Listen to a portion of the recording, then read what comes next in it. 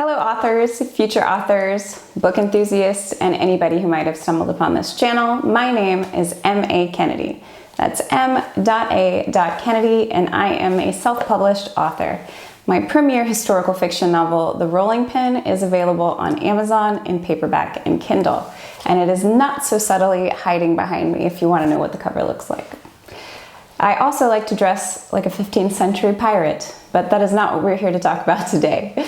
We are going to go over the 10 things I wish I knew before I self-published.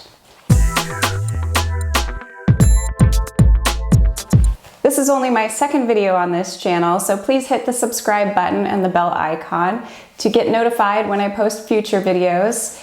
I will be posting content on self-publishing, traditional publishing, how to get started in writing, and anything in between, so please stick around. Now let's just get right to it. The 10 things I wish I knew before I self-published. These will not be in order of importance necessarily, but I tried to do them in chronological order of the steps before you self-publish. I might not have them exactly right in the right order, but I did my best. Number 1, this is something you can do before you even write your book, and that is get a following. So I didn't really understand the power of marketing yourself completely. I thought, putting myself out there on Facebook and Twitter and a little on Instagram would be enough. That's not really true. When you're self-publishing, you are your own marketing team. You're in charge of everything. So what you have to do is build an audience. There are certain ways to do this. One way is you can create a YouTube channel like this, or if you don't want to create it about writing, that's okay. You can create it about fashion or makeup or, vlogging, whatever you want to do. I would recommend doing a BookTube channel or an Authortube channel to target the audience that would buy your book for that reason, but it's up to you. Another way you can build an audience is through a blog. This for me, I think would have been a little difficult. I've been blogging since high school, since the Zanga days.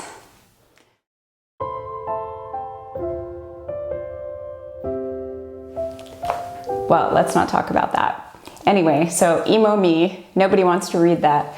If you are blogging about lifestyle or cooking or writing or something that other people can do or use or get information from, I think that's a little bit more in the wheelhouse of how to market yourself for your book. You can also start a podcast.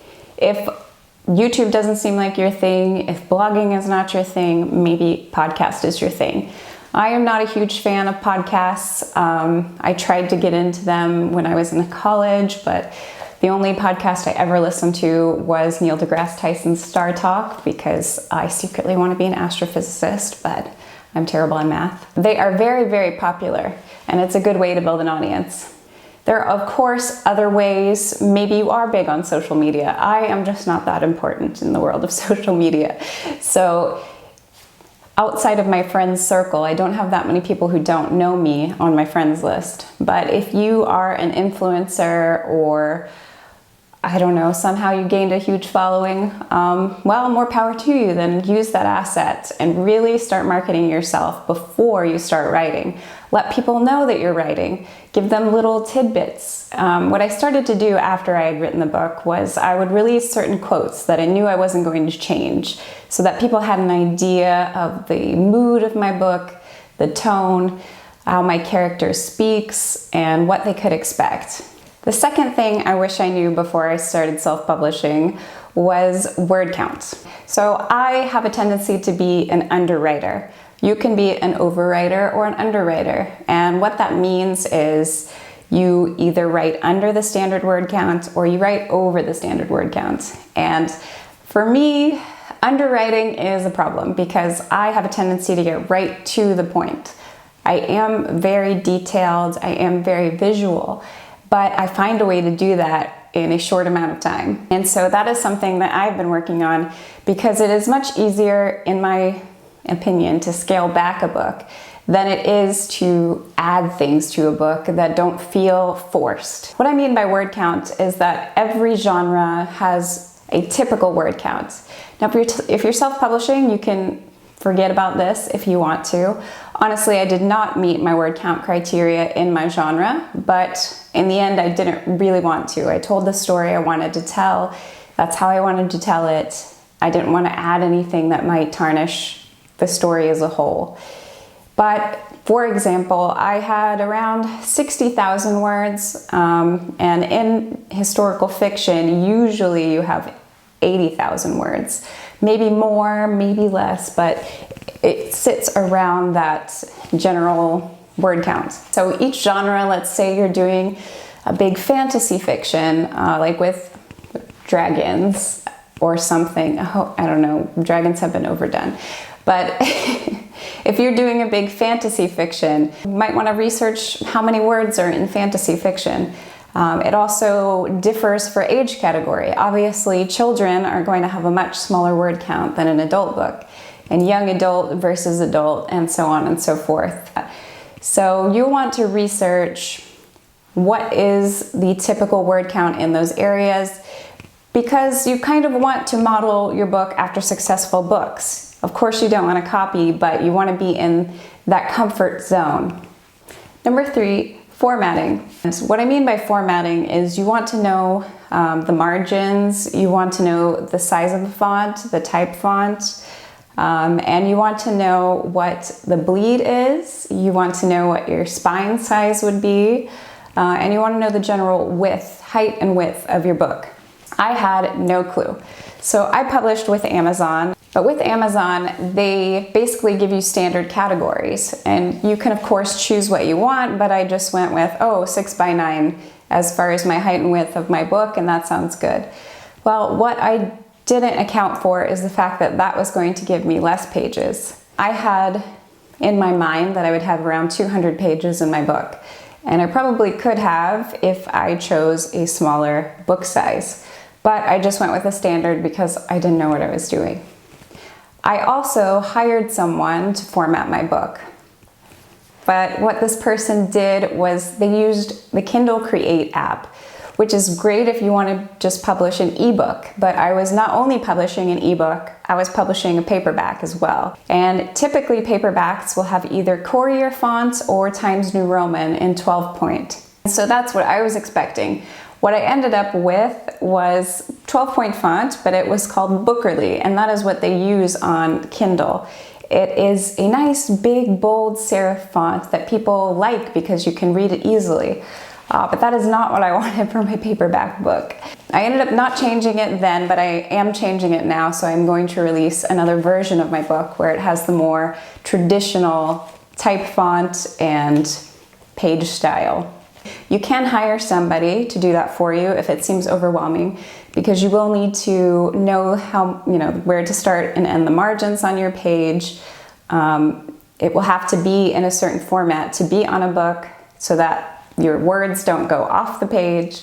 And if it's a picture book, it's very important to know the bleed, and that means where the image can go towards the edge of the page. Do you need it to go all the way to the edge of the page, or do you need it to stop? So those are important things to note, and that's something you can definitely talk with an editor about. Number 4, beta readers. Beta readers are so important. A beta reader, if you don't know, is somebody who is going to read your book. After you've finished your manuscript, you will edit and get it in the best shape you can possibly have it in. But before you send it to a copy editor or a line editor or the proofreader, you probably want to have beta readers. So a beta reader is going to read over all the content. They're going to give you feedback. They're going to critique. They're going to let you know if you have any weak points, how they feel about your characters, how was your plot, how was your conflict, these kinds of things.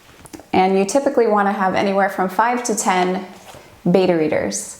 How do you find beta readers? Well, you can look on Upwork. There are often people who post that they are willing to be a beta reader if you're willing to be a beta reader for them.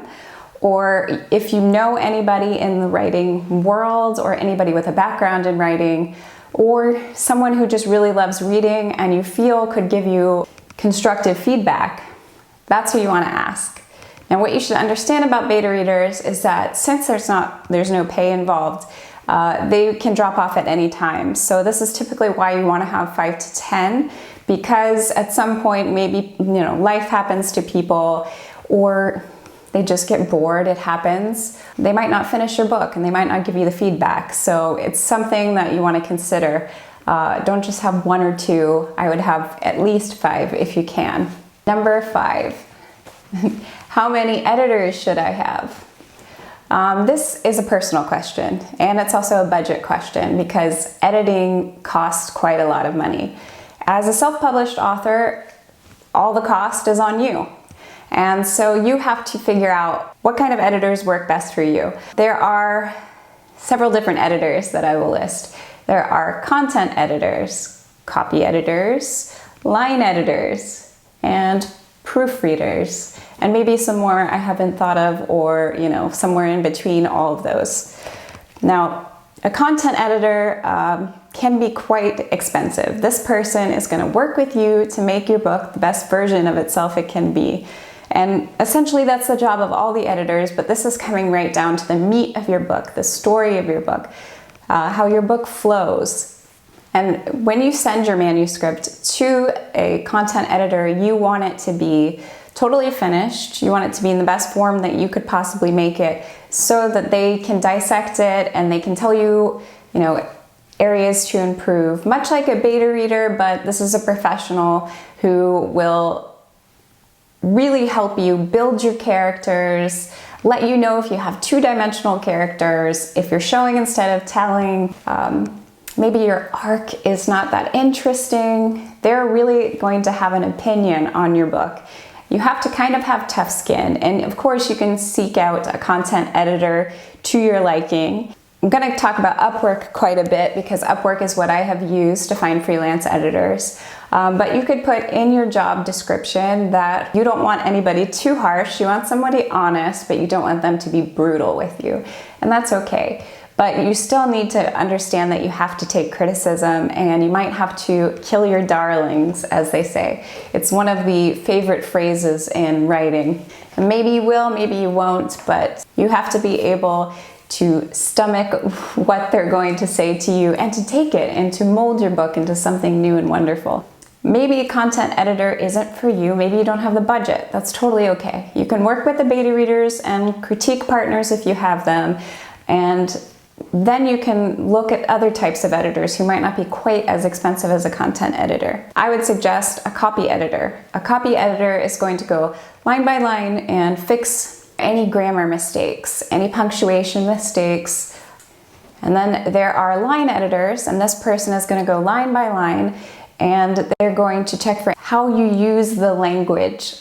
So if you are using a word incorrectly, they're going to make a suggestion on either a replacement word or to tell you that this word doesn't really fit in this sentence.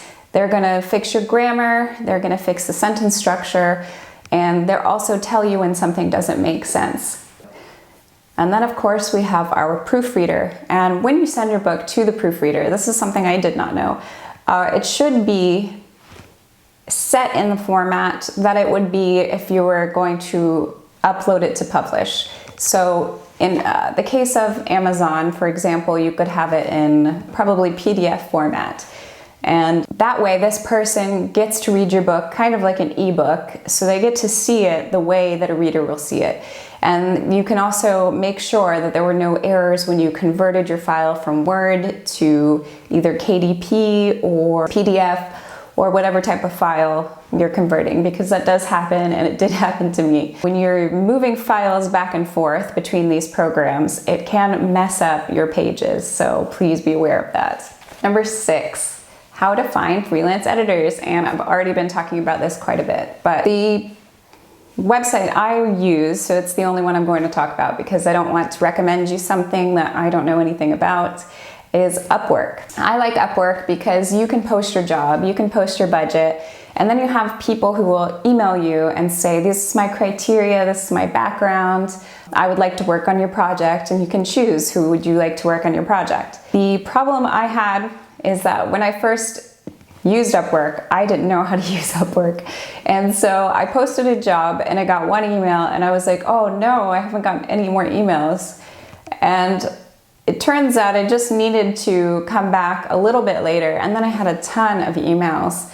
But I went with basically the first person that sounded good. But you should definitely shop around. Find somebody who aligns with your values and who you think will be the best editor for you, because after all, you're going to be their boss. You're paying them for a service. So I will also leave a link down below to Upwork so that you can check it out for yourself. I am in no way sponsored by them. I have just started a YouTube channel, so I'm just letting you know what I used and what worked for me. Number 7, what platform to self-publish on? This is a huge one, and one I really, really wish that I had researched more beforehand. I knew of only 2 at the time that I self-published. I knew of Amazon's KDP, and I knew of Ingram Spark, which actually is the distributor for Amazon. I do plan in the future to probably publish with Ingram Spark. I haven't 100% decided for my second book, but there are tons of self-publishers out there, and I will list a few of them for you, but I probably don't have the expansive list. There's Ingram Spark, like I mentioned. There's Amazon KDP, Barnes & Noble Press, Smashwords, BookBaby, Lulu, and iBooks, and many, many more that I probably can't remember. Check all of those out, read their terms and conditions, and decide which publisher would be best for you. And moving on to number 8, which bounces off of number 7, is the terms and conditions of the self-publishing sites.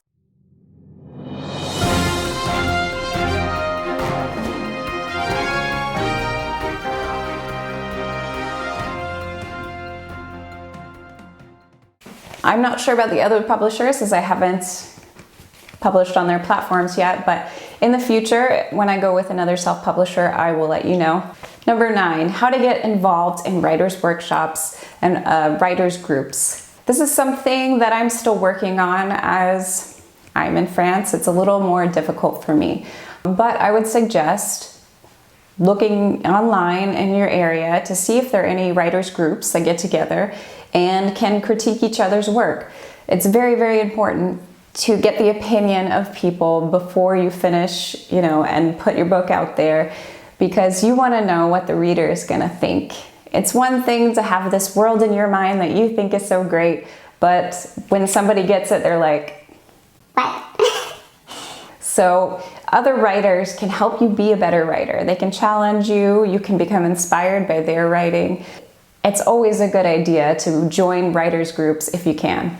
Number 10, how to set up events like book signing, book fairs, meet and greets, things like that. I had planned to do a book signing in the US. I was going to go to a coffee house and of course get the permission of the coffee house to see some people, sign some books, talk about the book, whatever they wanted. But this is very, very small scale.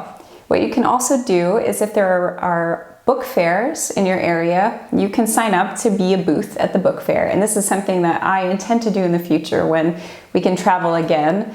I will likely come to the US with my next novel and try and sign up for a booth at a book fair to meet people, to talk about my novel, to show them the cover, and to bring some copies for them to buy if they want. This is a good way to network because your home base is great. Maybe you have 3,000 family and friends, and that's amazing. But after your 3,000 family and friends have bought your book, it's very difficult to keep the sales going, even by word of mouth. So my friends have been really supportive and great, and I appreciate that so much. But after a certain amount of time, the hype for your book dies down. Maybe they aren't talking about it as much. Maybe the people they told who said, yeah, I'll definitely buy that, totally forgot when they got home. That's normal, that happens. So you want to reach as many people as possible because again, like I said earlier, you are in charge of your marketing. Well, that is my expansive list. If there are any questions you have, feel free to drop them in the comments below. And don't forget to hit that subscribe button and the bell icon whenever I post. Bye guys, love ya.